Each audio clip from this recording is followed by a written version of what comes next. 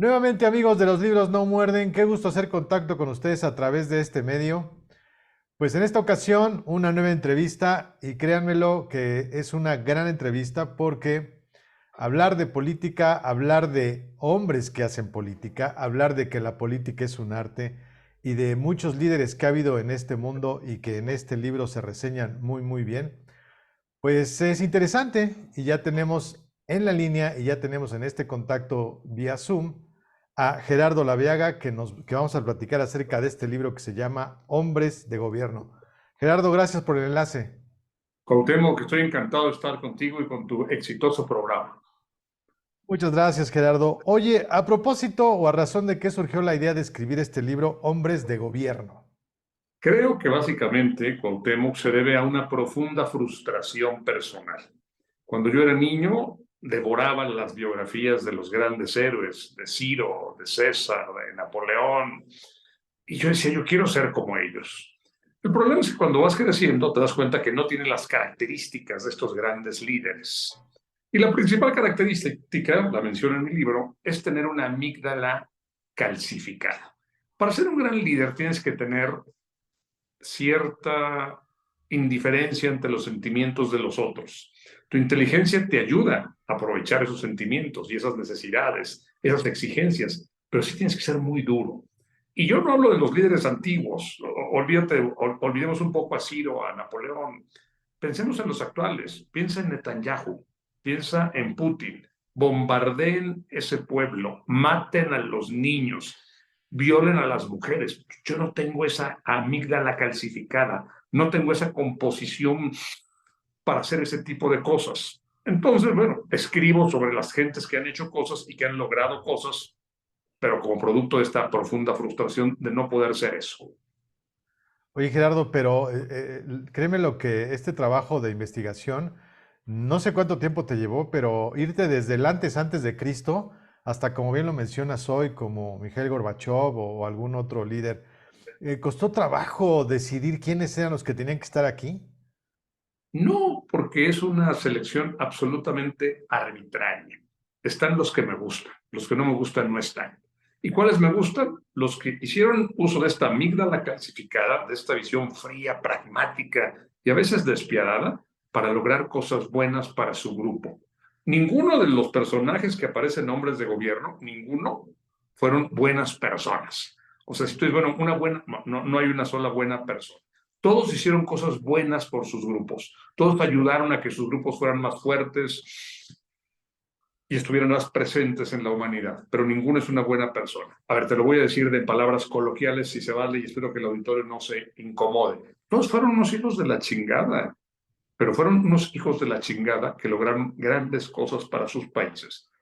Pienso en Bismarck. Bismarck, que fue el que unió a Alemania. Un pedazo era de Austria, un pedazo era de Francia, un pedazo era de Dinamarca. Hizo 3 guerras relámpago. Mató, incendió, pisoteó y dijo, aquí está Alemania. No se entiende la Alemania contemporánea sin Bismarck. Y esa Alemania le dio una enorme fuerza a un montón de personas que ahora viven mejor, que ahora trabajan mejor y que ahora tienen expectativas mucho más amplias que las que tendrían sin Bismarck. Pero no fue una buena persona. Gerardo, hablas aquí de, pues sí, de muchos personajes y curiosamente al inicio lo dices, mujeres. ¿Qué mujeres están en este hombres de gobierno o mujeres de gobierno, si es que hay una? En este libro no hay ninguna mujer. Este libro es de hombres de gobierno. Quizás algún día escriba uno de mujeres de gobierno. He tenido críticas de los grupos feministas. Oiga, pero ¿por qué hombres de gobierno y no mujeres de gobierno? Pero es simpático, porque si yo escribo una vida de Inocencio III, oye, ¿por qué Inocencio III y no Paulo VI? Y si escribes tú una biografía, una monografía de Bolivia, oye, pero ¿por qué Bolivia y no mejor Paraguay? Y si escribes un manual de la cría del cerdo, oiga, pero ¿por qué el cría del cerdo y no mejor de la cría de la cabra? Porque es de la cría del cerdo, porque es de lo que sé, porque es de lo que quise escribir. Pues no, aquí no hay mujeres, ninguna mujer. Sí, no Ahora, eso no terminarías quiere decir que nunca. haya grandes mujeres, ¿eh? Ha habido grandes mujeres de Sí. gobierno. Isabel de Inglaterra, Catalina de Rusia, Isabel de España, la faraona Hatshepsut, grandes, enormes mujeres, pero no están en este libro. Quizás, repito, algún día escriba otro sobre ellas. Gerardo, has dicho muy bien y quizá me ganaste la pregunta, pero ahora la voy a invertir. Hay que tener, para ser hombre de gobierno, hay que tener unas amígdalas terribles, ¿no? Pero dentro de todos Calcificada, no terrible, calcificada. calcificadas, dentro de toda esta variedad de hombres de gobierno que nos mencionas aquí, dime uno nada más, o dos, que no tengan esas amígdalas tan calcificadas. No existe. No existe. Hay mucha gente sin amígdala calcificada que ha intentado serlo y ha fracasado estrepitosamente. Si tú no tienes esta amígdala, es como decir, yo quiero ser corredor, pero tengo polio. Oye, no, caramba, se vale que tú quieras ser corredor, pero no puedes ser corredor si tienes polio. O yo quiero ser pintor, pero no veo. No, claro, puede haber una excepción notable, por ejemplo, pero incluso Beethoven, que no oía, empezó oyendo muy bien, luego fue perdiendo el oído y luego entendió los sonidos y casi los imaginaba, un genio máximo. Pero ciertamente, si tú no tienes un buen oído, es muy difícil que seas un buen compositor o un buen músico. Ahora, Gerardo, en este libro quisiera pensar que por una cuestión histórica sucedió, tú lo acabas de decir que fue una cuestión arbitraria decidir quiénes iban a estar en este libro, pero en el caso de América, estos personajes o estos hombres de gobierno, ¿son más, menos o cómo le va a América? Bueno, puse ahí a un par de presidentes de Estados Unidos, o a tres. Está Franklin Roosevelt, está Theodore Roosevelt, está Hamilton. Es, a un sudamericano puse a Sarmiento, Faustino Sarmiento. Puse algunos que aunque nacieron en Cuba, por ejemplo, uno de los más exitosos virreyes era cubano, pero era de nacionalidad española, y otros españoles que tuvieron enorme presencia en México. Bueno, la verdad es que Europa es una sociedad que se desarrolló más rápido que América. No es mejor ni peor, simplemente América tuvo un desarrollo tardío comparado con Europa. Cuando en Europa ya había grandes instituciones, en México apenas empezamos, o en Estados Unidos vivían en casas de campaña con cuero de bisonte. Eh, América tuvo un desarrollo tardío con relación a Europa, por eso hay más europeos que americanos. Podríamos pensar que sí se puede. Tú que tienes una amplia experiencia en cuestiones de derecho y has estado en instituciones públicas, ¿se pueden pensar en una verdadera arte de la política o política del arte? Yo creo que sí. Yo creo que en la medida en que tú... Mira, a diferencia de un pintor que trabaja con colores, o de un músico que trabaja con sonidos, o de un escritor, los escritores trabajamos con palabras, el político trabaja con las expectativas de una sociedad, con sus emociones, con sus miedos, con sus alegrías, con sus frustraciones, con sus resentimientos. Si tú con esos resentimientos, con esas alegrías, con esas expectativas de un determinado conglomerado de gente, puedes construir algo amable, yo no puedo ser un artista de la política. En mi libro digo, estadistas que hicieron de la política un arte. Déjame pensar, mira, por ejemplo, el primero con el que empiezo, Solón, fue el primer político, es lo que tenemos documentado, a lo mejor hubo algunos antes y más tarde van a salir nuevos descubrimientos de los historiadores. Hasta donde sabemos, el primer político que consulta sus decisiones. Señores, vamos a tomar esta decisión. ¿Qué les parece? ¿Quién está a favor? ¿Quién está en contra? Dicen que Clístenes inventó la democracia. Clístenes lo que inventó fue el voto secreto. La democracia, como hoy la conocemos, la democracia deliberativa y participativa, es un invento de Solón.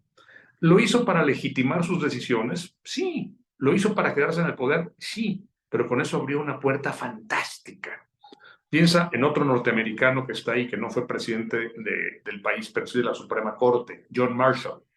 Él crea un aparato, un instituto, porque la Corte, la Suprema Corte, antes de Marshall, solo revisaba lo que habían hecho los antecesores, un juez o un magistrado. Marshall dice, a ver, no se confundan. La Suprema Corte revisa la constitucionalidad de cada ley y de cada acto de la autoridad. Esta visión genial de John Marshall permite que hoy existan tribunales constitucionales. No existían antes de Marshall en ese sentido. Que un tribunal, que un grupo de gente determine si la ley se ajusta o no a la Constitución, da certeza jurídica y da seguridad a la gente de que puede hacer o no hacer siempre y cuando no sea parte de la Constitución. Es una genialidad. Marshall cometió un montón de pifias y cometió un montón de lo que ahora se llama conflicto de interés. Bueno, haber dejado un tribunal constitucional que ha influido a América, a Europa, a Asia por igual, es una genialidad, es un arte de hacer política. Ahora tú que reseñaste muy bien a los más recientes que desde tu perspectiva deberían de estar debieron de estar en este libro, ¿se copian entre ellos? O sea, Gorbachev leyó mucho sobre uno o otro, o de plano les nació del alma y así fueron llevando su gobierno y su sistema de impartición de justicia y demás. Yo creo, Cuauhtémoc, que hay de todo. Napoleón, que no está en mi libro, era un gran lector de lo que había hecho Julio César, de lo que había hecho Alejandro. Siempre se estaba comparando con ellos. Su arco del triunfo en París es una copia de los arcos romanos. Su columna es una copia de las columnas romanas. O sea, era un hombre obsesionado con el pasado. Dice, yo tengo que igualarlo, superarlo. Muchos grandes hombres de gobierno tuvieron como una muestra, yo tengo que ser más que él.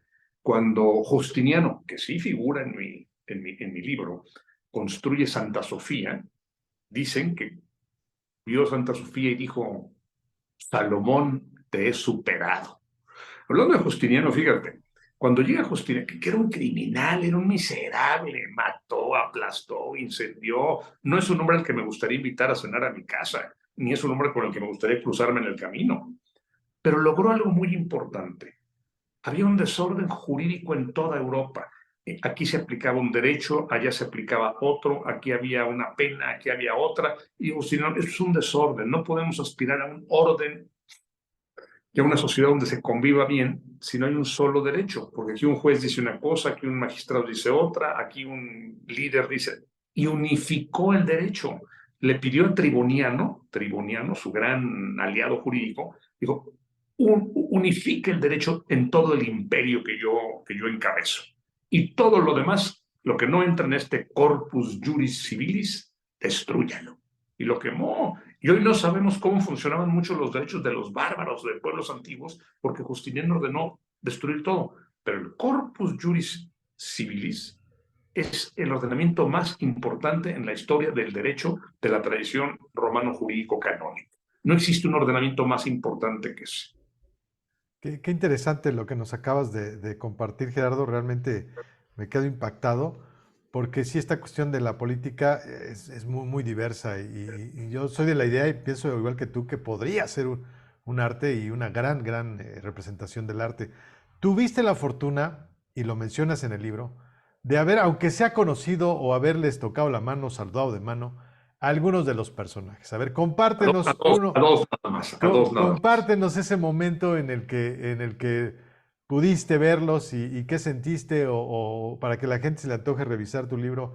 Compártenos ese momento, Gerardo. Bueno, esa es una anécdota que simplemente menciono para decir, yo estuve ahí, pero es una presunción del autor que podría ser perfectamente prescindible en el texto. Pero yo quise decir, yo lo conocí, no dos, tres. Pero dos, yo te puedo decir que la persona más notable a la que yo le he estrechado la mano se llama Nelson Mandela. Cuando yo estudiaba en Inglaterra, yo era un chavo que estudiaba allá, él estaba en prisión y había movimientos para liberarlo. Y recuerdo que yo fui a Trafalgar Square con un letrero grandote que decía Free Mandela. Ahí estuve en Trafalgar Square en medio de una multitud gigantesca. Vino a la Ciudad de México, pero yo trabajaba con Manuel Camacho Solís y me tocó darle la bienvenida a Mandela. Y le dije, señor Mandela, cuando yo era estudiante, yo estuve defendiendo su libertad en Trafalgar Square. Me dijo, oye, muchas gracias, te lo aprecio mucho. Digo, la verdad es que es una anécdota totalmente para mí y a nadie le importa. Yo me sentí muy contento. ¿Por qué es tan importante Mandela? Porque Mandela entendió, sin ser nunca un hombre de Estado, entendió algo, por ejemplo, que no ha entendido el presidente López Obrador, que el trabajo de un líder es conciliar, unir, cohesionar a la sociedad, encontrar los puntos de vista en común que tienen los ricos con los pobres, los negros con los blancos, los ricos, los inteligentes con los menos inteligentes. Y Mandela concilió. Después del apartheid, donde el 8% de los blancos habían oprimido al 92% de los negros y los habían segregado, los habían aplastado, Cuando llega un negro a la presidencia, la gente dice, ahora sí viene la venganza. Y de hecho vemos muchos que quieren venganza. Y dijo Mandela, no, viene la conciliación. No podemos crear un país fuerte. Mandela tuvo actividades terroristas en su juventud, o sea, no era un pan de Dios, no era un Juan de buen alma, pero cuando fue presidente dijo, ahorita tengo que conciliar, lo más importante es conciliar. Digo, y hay muchos dirigentes que viven dividiendo para sacarle raja. Sí, la gente que vive dividiendo puede mantenerse mucho tiempo en el poder. Ahí tienes a Netanyahu, un maestro de la división. Pero Netanyahu o tiene que acabar encarcelado o va a acabar por la historia arrastrado como uno de los peores jefes de gobierno que ha tenido Israel. Esto que está pasando es responsabilidad de Netanyahu. Sí, sí, claro, jamás un terrorista asqueroso y debe desaparecer. Pero que haya llegado a este extremo es obra de las divisiones de Netanyahu. Nunca lo pondré en un libro de hombres de gobierno. Mandela, en cambio, dijo, señores, todos somos parte de Sudáfrica y no podemos entender Sudáfrica sin este diálogo.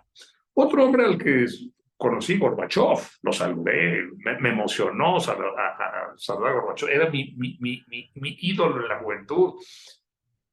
Él dijo, señores, ¿por qué tenemos que tener dos bloques? ¿Por qué Pacto de Varsovia y por qué OTAN? Hagamos uno solo, que Rusia sea parte de Occidente. Tenemos mucho más en común que en contra. Y Bush no tuvo la grandeza de entender eso, Bush padre. Reagan iba por ahí, pero Bush padre, que el presidente dijo, no. Y los presidentes de esa época, Margaret Thatcher tampoco lo quería. Mitterrand lo dudaba mucho. Pero su propuesta era que Rusia, o sea, mira, les propongo hacer un desarme unilateral. Y él desmanteló un montón de armas nucleares para demostrarle a Occidente, yo voy con ustedes, pero ayúdenme. Y Occidente dijo, no. Si hubiéramos escuchado a Gorbachev, hoy el mundo sería completamente distinto. No tendríamos un enloquecido Putin bombardeando Ucrania y queriéndose llevar todo lo que se pueda llevar. Pero bueno, Gorbachev fue visionario. Fracasó, sí, pero dejó una visión muy clara de lo que hay que hacer hacia adelante. Y me encantó haberlo saludado, un monstruo. O sea, Gorbachev. También saludé a Lee Kuan Yew cuando vino a México. Pero bueno, Lee Kuan Yew, ese es otro genio máximo. Convirtió una islita pobre, desolada, abandonada, sin agua. No tenía agua dulce, estaba rodeada de agua salada. Singapur, en uno de los países más ricos del mundo. Por ejemplo, Lee Kuan Yew dijo, el gobierno tiene que ser pequeño, pero la gente que trabaja en el gobierno va a ganar muy bien y cualquier acto de corrupción implicará cárcel. Fue durísimo. No permitió ningún acto de corrupción. Gracias a eso, un gobierno bien pagado, bien estimulado, con la gente más capaz, llevaron a Singapur a convertirse en una potencia mundial. Si no es uno de los 3 o 5 países, si no es que el número 1 en algunos años, con mayor ingreso per cápita en el mundo. Y eso se debe en gran medida a un hombre como Lee Kuan Yew, que aparece en el libro también. Muy interesante, sí. Tenemos que decirlo, Gerardo, pues no cualquiera saluda de mano a Gorbachev, no cualquiera ve a Nelson Mandela o vio a Nelson Mandela, tenías que haberlo escrito en el libro. O sea, no lo veas como algo así que presunción del autor, no me parece importante porque sí marca un antes y o sea, es un gran privilegio. Ahora, en esta relación que hay de los hombres de gobierno con la gente, ¿qué sucede con la gente? Al principio está muy feliz y después se desilusiona. ¿O qué pasa con la masa, Gerardo, en estos gobiernos, con estos hombres de gobierno? Bueno, es que hay de todo. Cuando los intereses van cambiando, pues la gente exige cosas nuevas. Piensa en Churchill, otro de mis hombres de gobierno que está aquí. Cuando Churchill dirige la guerra contra Hitler, toda la gente le aplaude, lo apoya, se rompe la cara por Churchill. Churchill salva a Inglaterra. Y paradójicamente, cuando pone su selección, pues se postula para la nueva elección, la gente no vota por él. La gente vota por Clement Attlee. La gente dice, no puede ser. El propio Churchill estaba desolado. ¿Por qué no votan por mí si yo lo salvé de la invasión nazi? Si yo hice todo lo posible para salvar a Inglaterra. Sí, nada más que Churchill propuso como plan de campaña bombardear a Rusia. O sea, voten por mí para que ahora acabemos con la amenaza soviética que es Stalin. Y los ingleses dicen, ya no queremos guerra, por favor. Attlee dijo, yo prometo reconstruir las carreteras, las escuelas, los hospitales, buscar seguros de desempleo, ayudar a la gente que quedó lastimada con la guerra. ¿Por quién crees que votaron? Pues por Attlee, por el Partido Laborista. Pero vamos, cuando Churchill representa los intereses de una comunidad, la gente sale corriendo a apoyar a Churchill. Cuando Churchill ya no representa estos intereses, pues le dicen, no, no, por favor, ya no. Adiós, gracias. Lo hicieron héroe nacional, le dieron la orden del mérito, la reina lo presentó en la plaza y el aplauso, pero ya no lo queremos. Gracias. Bueno, y eso pasa también cuando tú como hombre de gobierno ya no representas los intereses de una determinada comunidad. Gerardo, yo sé que no hay ningún mexicano, pero eh, valdría la pena mencionar, o de plano todos, algún hombre de gobierno mexicano que digas, este como que un poquito se alejó, se acercó, que valga la pena mencionar. Ah, muchos, muchos. Si no puse mexicanos, y lo aclaro en mi, es porque generan muchas pasiones a favor y en contra. Si yo hablo de Trajano, como hablo en mi libro, o hablo de Struensee, como hablo en mi libro, o hablo de Hammarskjöld, la gente dice, bueno, pues es una opinión y qué padre, ya aprendí quién era Hammarskjöld, no sabía quién era Hammarskjöld y ahora sé que fue el mejor secretario general de Naciones Unidas.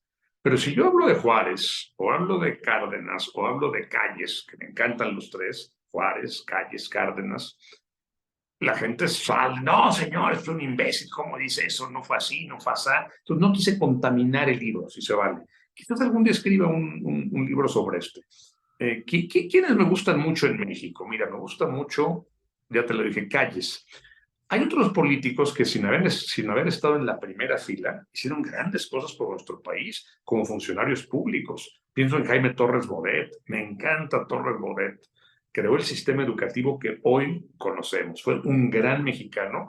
No fue prácticamente un hombre de gobierno, porque él no gobernó. Pero me gustó mucho Torres Bodet. Calles sí fue hombre de gobierno. Lo fue. En nuestra época, si yo elogio a Salinas o elogio a Cedillo, no, señor, ¿qué le pasa? ¿Cómo es posible? Ellos fueron. Pero, en fin, por eso no quise poner hombres de gobierno mexicanos. Y creo que hiciste muy bien, pero quería saber cuáles eran tus hombres de gobierno mexicanos que valdría la pena poner aquí en este libro. Yo hasta, si me apuras, a mi tocayo Cuauhtémoc, quién sabe si debería de estar en estos hombres de gobierno. En fin, podríamos hacer una lista enorme, enorme, pero ahí está Perdón, para que no, la nada más gente para empiece. aclarar. ¿Cuauhtémoc, el último rey mexica o Cuauhtémoc Cárdenas? No, el último rey Ah, mexica. perdóname, perdóname. Bueno, Haces fue un bien. guerrero, fue un guerrero valeroso, fue un guerrero entusiasta. Si le hubieran hecho caso a Cuauhtémoc, cuando llega, fíjate, cuando llegan Cortés y Moctezuma, aquí hay otra lección de la historia. Cuando llegan los españoles, lo mismo hicieron Atahualpa en Perú y Moctezuma en México. Quisieron congraciarse con ellos. Cuauhtémoc desde el primer día dijo, atáquenlos, vienen a acabarlos, destruyanlos. Vamos a llevarla bien, vamos a negociar. Con los invasores no se puede negociar.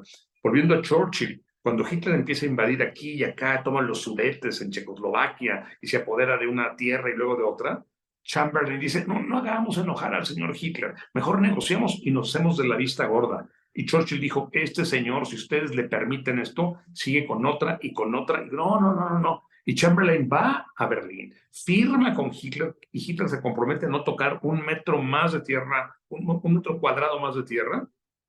Y sorpresa, un año después toma Polonia. Y Chamberlain quedó en ridículo, pues no que ya había apaciguado a Hitler, pues no que Hitler era su amigo, no que Hitler era nuestro amigo, y entonces sacan al perro bravo, que Churchill, un hombre al que yo admiro enormemente, pero no era una buena persona. Cuando era ministro del Interior, quemó a un grupo de terroristas que no le hicieron caso y préndanles fuego con gasolina y que hiervan y que se quemen. Y se murieron quemados los 5 terroristas. No me acuerdo si eran 3 o 5, pero murieron ahí quemados. Para que aprendan, dijo Churchill. Qué miedo. Pero para que como dicen nuestras abuelas, para que la cuña apriete, tiene que ser del mismo palo. Y el único que podía enfrentarse a un loco fanático como Hitler, era otro loco fanático como Churchill y lo paró. Muy interesante lo que nos estás compartiendo, Gerardo. Todavía tengo ahí dos, tres preguntitas, dame chance. En este libro, Hombres de Gobierno, y con el subtítulo que bien dijiste, Estadistas que hicieron de la política un arte, ¿El poder dónde entra, Gerardo? ¿El poder enferma, transforma, ayuda o también es una mezcla de todo en estos personajes? Yo creo que es una mezcla de todo, Cuauhtémoc. El poder, dice Max Weber, es la probabilidad de imponer nuestra voluntad, aún contra toda resistencia, sobre otros. Yo quiero que tú pagues impuestos. Si yo lo consigo, tengo poder. Si no lo consigo, no me alcanzó el poder. Yo quiero que tú obedezcas esta ley. Yo quiero que la Corte haga lo que yo ordeno. Yo quiero que el INAI o que el INE haga lo que yo digo.